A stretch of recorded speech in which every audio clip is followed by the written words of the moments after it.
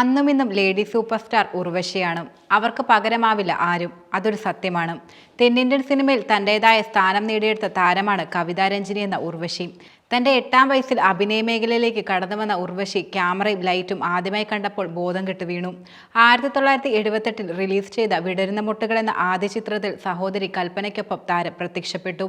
താരം നായികയായി റിലീസായ ആദ്യ ചിത്രം 83 റിലീസ് ചെയ്ത ഭാഗ്യരാജ് സംവിധാനം ചെയ്ത മുന്താണി മുടിച്ചായിരുന്നു.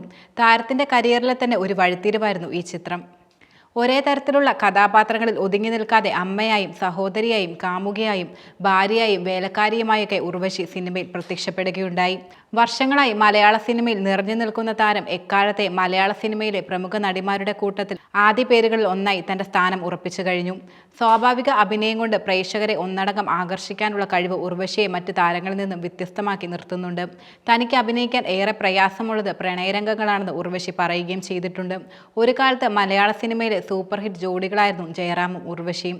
നിരവധി സിനിമകളിൽ നായികാനായകന്മാരായി ഇരുവരും പ്രത്യക്ഷപ്പെടുകയും അവയെല്ലാം സൂപ്പർ ഹിറ്റായി മാറുകയും ചെയ്തിട്ടുണ്ട്. 700 സിനിമകൾ പിന്നിട്ട് ജൈത്രയാത്ര തുടരുന്ന ഉർവശി ഉള്ളൊഴുക്കുന്ന സിനിമയിലൂടെ മലയാളി പ്രേക്ഷകരെ ഞെട്ടിച്ച് അധികം നാളുകളായിട്ടില്ല. ഇപ്പോഴും തമിഴ് സിനിമയിൽ വളരെ സജീവമായി ഉർവശി അഭിനയിക്കാറുണ്ട്. മലയാള സിനിമയിൽ ഒരുപാട് സിനിമകൾ ചെയ്യുന്നില്ലെങ്കിലും ചെയ്യുന്ന സിനിമകളെല്ലാം തന്നെ ഉർവശിയുടെ അഭിനയ പ്രതിഭയെ അടയാളപ്പെടുത്തുന്ന സിനിമകളാണ്.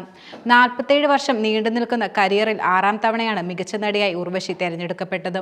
ക്രിസ്റ്റോ ടോമി സംവിധാനം ചെയ്ത ഉള്ളൊഴുക്കുന്ന ചിത്രത്തിലൂടെ 18 വർഷത്തിനു ശേഷമാണ് മികച്ച നടിക്കുള്ള പുരസ്കാരം താരം സ്വന്തമാക്കിയത്.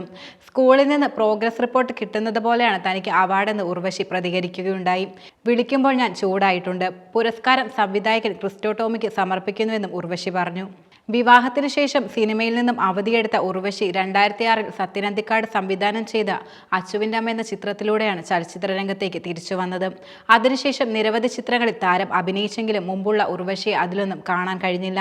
എന്നാൽ താരത്തിന് തമിഴിൽ മികച്ച വേഷങ്ങളാണ് ലഭിക്കുന്നത്. ഉള്ളൊഴുക്കുന്ന ചിത്രത്തിലെ ലീലാമ്മയിലൂടെ മലയാള സിനിമയ്ക്ക് പഴയ ഉർവശി തിരിച്ചു കിട്ടിയെന്ന് സിനിമാ ലോകം പറയുന്നു. 1969 ജനുവരി 25 പ്രശസ്ത നാടകാഭിനേതാക്കളായ ചാവറ VP നായരുടെ വിജയലക്ഷ്മിയുടെ മകളായിട്ടാണ് ഉർവശിയുടെ ജനനം. മലയാളം, തമിഴ്, തെലുങ്ക്, കന്നഡ, ഹിന്ദി എന്നീ ഭാഷകളിൽ ഏകദേശം 702 ചിത്രങ്ങളിലായി താരം അഭിനയിച്ചു. 1989 മുതൽ 1991 വരെ തുടർച്ചയായി 3 തവണ മികച്ച നടിക്കുള്ള പുരസ്കാരം ഉർവശി നേടി. 5 തവണയാണ് ഉർവശിയെ തേടി മികച്ച നടിക്കുള്ള സംസ്ഥാന പുരസ്കാരം എത്തിയത്. 1989 മഴവിൽ കാവടി, വർത്തമാനകാലം എന്നീ സിനിമകളിലെ മികച്ച നടിക്കുള്ള പുരസ്കാരം താരം നേടിയപ്പോൾ 1990 തലയണ മന്ത്രത്തിലെ കാഞ്ചനയിലൂടെ, ഭരതം, മുഖചിത്രം, കാക്കത്തൊള്ളായിരം എന്നീ സിനിമകളിലൂടെ 1991 ഉർവശി പുരസ്കാരം നിലനിർത്തുകയുണ്ടായി. 3 തവണ തുടർച്ചയായി മികച്ച നടിക്കുള്ള പുരസ്കാരം നിലനിർത്താനും ഉർവശിക്ക് കഴിഞ്ഞു. 1995 കഴകം എന്ന ചിത്രത്തിലെ പ്രകടനത്തിലും 2006 മധുചന്ദ്രലേഖയിലെ പ്രകടനത്തിനും മികച്ച നടിക്കുള്ള പുരസ്കാരം ഉർവശി നേടി.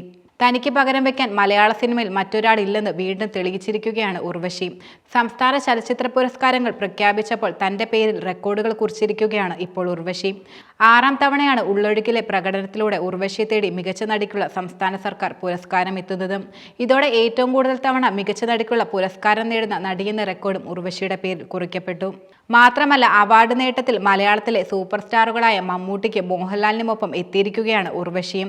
മികച്ച നടനുള്ള പുരസ്കാരം മമ്മൂട്ടിക്കും മോഹൻലാലിനും 6 തവണ ലഭിച്ചിട്ടുണ്ട്. കാലത്തിൻ്റെയും സിനിമയുടെയും പെട്ടെന്നുള്ള മാറ്റങ്ങളും വേഗത്തിൽ ഉൾക്കൊള്ളാൻ കഴിയുന്നതാണ് ഓരോ സിനിമകളിലും ഉർവശിയുടെ പ്രകടനങ്ങൾ.